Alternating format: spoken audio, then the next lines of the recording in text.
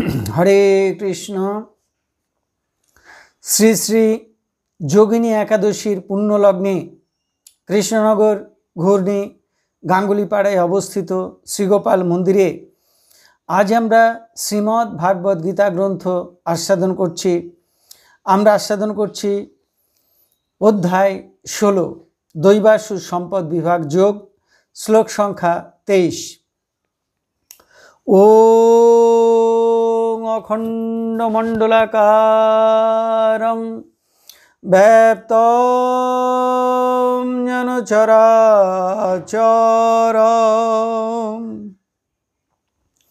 তৎপদং দর্শিতং যেন তস্मै শ্রী গুরুবে নমঃ।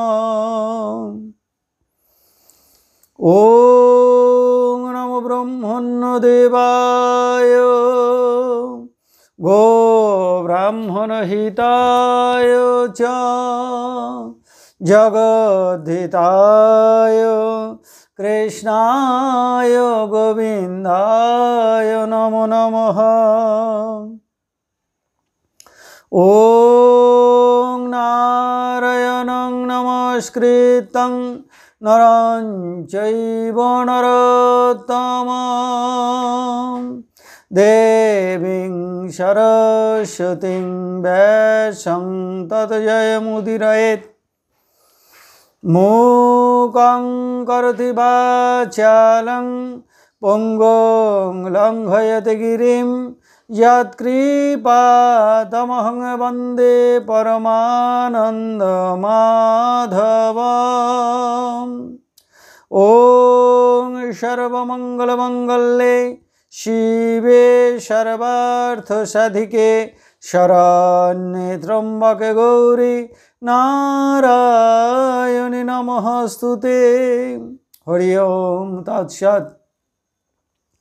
কৃষ্ণনগর ঘূর্ণি গাঙ্গুলিপাড়ায় অবস্থিত শ্রীগোপাল মন্দিরে আজ আমরা শ্রীমদ্ ভাগবত গীতা গ্রন্থ আস্বাদন করছি। আমরা আস্বাদন করছি অধ্যায় 16 দৈবাসু সম্পদ বিভাগ যোগ, শ্লোক সংখ্যা 23। যহ শাস্ত্রবিধিম উৎসৃজ্য বর্ততে কামকারতঃ ন স সিদ্ধিম অবাপ্নোতি ন সুখং ন পরাম গতিম।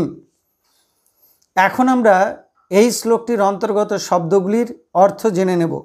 যহ যিনি, শাস্ত্রবিধিম শাস্ত্রের বিধান, উৎসৃজ্য পরিত্যাগ করে, কামকারত যথেচ্ছাচারী বা স্বেচ্ছাচারী হয়ে, বর্ততে কর্মে প্রবৃত্ত হয়, স সেই ব্যক্তি, সিদ্ধিম সিদ্ধি, ন অবাপ্নোতি লাভ করতে পারে না, ন সুখং না সুখ পায়, ন পরম গতিম না পরম গতি বা মোক্ষ লাভ করে। তাহলে এই শ্লোকটির বঙ্গানুবাদ কি দাঁড়ালো? যে ব্যক্তি শাস্ত্রবিধি পরিত্যাগ করে যথেচ্ছাচারী হয়ে কর্ম করে, সেই ব্যক্তি সিদ্ধি লাভ করতে পারে না, সুখ পায় না, পরম গতি বা মোক্ষ লাভ করতে পারে না।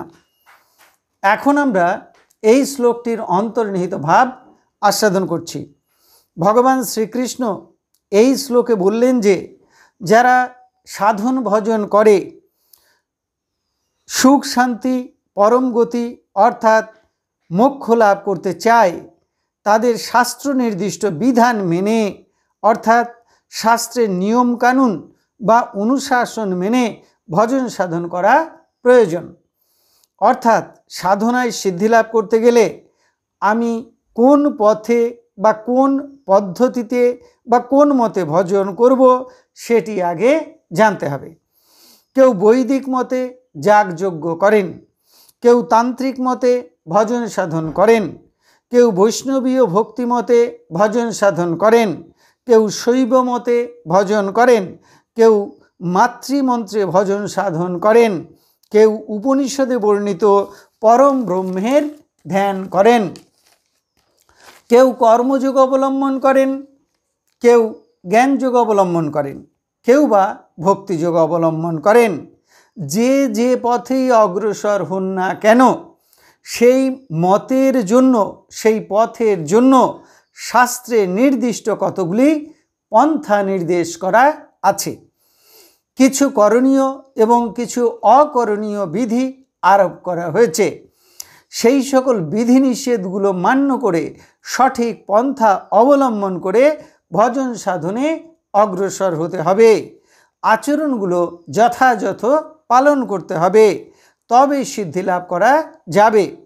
যদি কেউ শাস্ত্রের সেই সকল বিধিনিষেধ না মানেন, কামনা বাসনা পূরণের জন্য নিজের দম্ভ দর্প অভিমান বশত শাস্ত্রের বিধি লঙ্ঘন করে স্বেচ্ছাচারী হয়ে কর্ম করে, তাহলে সেই সকল ভজন সাধনে তারা সিদ্ধি লাভ করতে পারে না, তারা সুখ পায় না।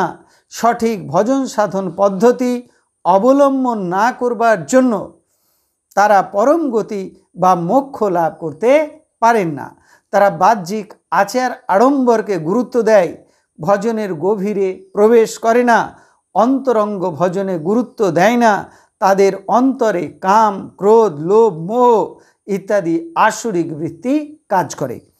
দেখুন, বিজ্ঞান বলছে যে হাইড্রোজেন আর অক্সিজেন মিলে জল তৈরি হয় পরীক্ষাগারে, কিন্তু যে কোনো পরিমাণ হাইড্রোজেন আর যে কোনো পরিমাণ অক্সিজেন মিলিয়ে দিলেই জল তৈরি হবে না।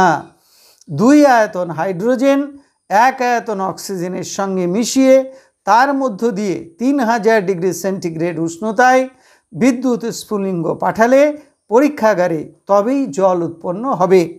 তেমনি সাধন ভজন হলো অধ্যাত্ম বিজ্ঞান।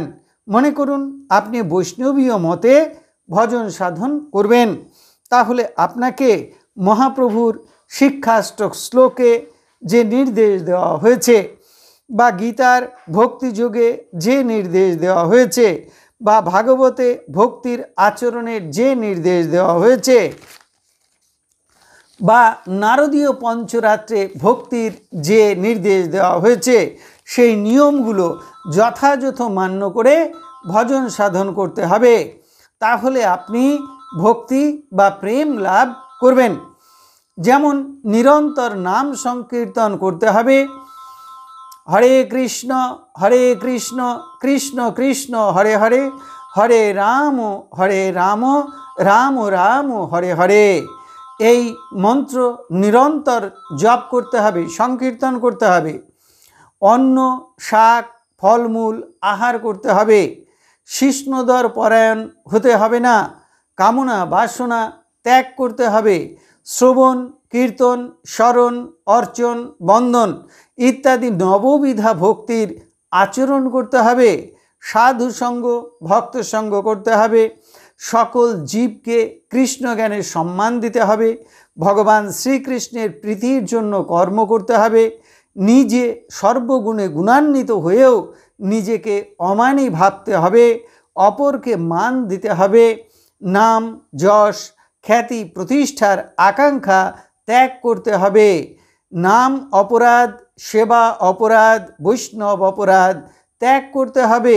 তাহলে মানুষ সুখে থাকতে পারবে, শান্তি লাভ করবে এবং অন্তিমে ভগবানের শ্রীচরণে পৌঁছতে পারবে। এই পথ না নিয়ে, শাস্ত্র নির্দিষ্ট এই পথ অবলম্বন না করে যদি কেউ স্বেচ্ছাচারী হয়, যা খুশি খায়, নাম, যশ, খ্যাতি, প্রতিষ্ঠার ইচ্ছায় কাজ করে, নানাবিধ কামনা বাসনা পরায়ণ হয়, কাম, ক্রোধ, লোভ, মোহ, মদ, মাৎসর্যের দাসত্ব করে, পরচর্চা, পরনিন্দা করে, ধন, জন, ঐশ্বর্য চায়, তাহলে তারা সুখ, শান্তি এবং সিদ্ধি লাভ করতে পারে না, পরম গতিও লাভ করতে পারে না। নানাবিধ কামনা বাসনার পিছনে ধাবিত হবার জন্য তারা শান্ত হতে পারে না, শান্তিও পায় না। মনে করুন কেউ অষ্টাঙ্গ যোগ সাধনার পথে অগ্রসর হতে চাইছে, তাহলে তাকে যম, নিয়ম, আসন, প্রাণায়াম, প্রত্যাহার, ধ্যান, ধারণা, ঈশ্বর প্রণিধান ইত্যাদি পদগুলি মান্য করে চলতে হবে। তা না করে কেউ যদি স্বেচ্ছাচারী হয়ে সাধন ভজন করে, তাহলে অষ্টাঙ্গ যোগ সাধনেও সিদ্ধি লাভ করা যাবে না, পরম গতি লাভ করা যাবে না। অনেকের শাস্ত্র জানেন না, তাই তারা সঠিক আচরণও জানেন না। অনেকে আছেন যারা শাস্ত্র এবং নিয়মকানুন সব জানেন, কিন্তু কামনা বাসনা দম্ভ দর্প অভিমান বশত সেগুলি তারা মানেন না, তাই তারা সুখ শান্তি এবং সিদ্ধি লাভ করতে পারেন না। তাই সাধন ভজনে সিদ্ধি লাভ করতে গেলে, পরম গতি লাভ করতে হলে স্বেচ্ছাচারিতা এবং আসুরিক বৃত্তি ত্যাগ করে সাধন ভজন করতে হবে, যথার্থ নিয়ম কানুন মেনে তপস্যা করতে হবে। তাহলে এতক্ষণ আমরা শ্রীমদ্ ভাগবত গীতার 16 অধ্যায় অর্থাৎ দৈবাসুর সম্পদ বিভাগ যোগের 23 সংখ্যক শ্লোকটি আস্বাদন করলাম। এখন আমরা শ্রীমদ্ ভাগবত গীতার মাহাত্ম্য পাঠ করছি। শ্রী ভগবান উবাচ গীতা নামানি বক্ষ্যামি গুহ্যানি শৃণু পাণ্ডব কীর্তনাৎ সর্ব পাপানি বিলয়ং জানতি তৎক্ষণাৎ। গঙ্গা গীতা চ সাবিত্রী সীতা সত্তা পতিব্রতা ব্রহ্মাবলী ব্রহ্মবিদ্যা ত্রিসন্ধ্যা মুক্তিগেহিনী অর্ধমাত্রা চিদানন্দা ভবগ্নি ভ্রান্তি নাশিনী বেদত্রয়ী পরানন্দা তত্ত্বার্থ জ্ঞান মঞ্জুরি ইতি তানি জপনিত্যং নরনিশ্চল মনসঃ জ্ঞান সিদ্ধিং লভেনিত্যং তথান্তে পরমম পদম। হরি ওম তৎসৎ। এখন আমরা ভগবান শ্রীকৃষ্ণের চরণে প্রার্থনা জানাচ্ছি। হে কৃষ্ণ কৃপা সিন্ধু, এই নাও তুমি আমার দেহ, এই নাও তুমি আমার মন, এই নাও তুমি আমার প্রাণ, এই নাও তুমি আমার আত্মা, এই নাও তুমি আমার জীবন যৌবন যথা সর্বস্ব। হে কৃষ্ণ কৃপা সিন্ধু, সারা দিন রাতে যত কাজ সব তোমার কাজ, এই সমস্ত কর্মের ফল তোমার, আমি উপলক্ষ মাত্র।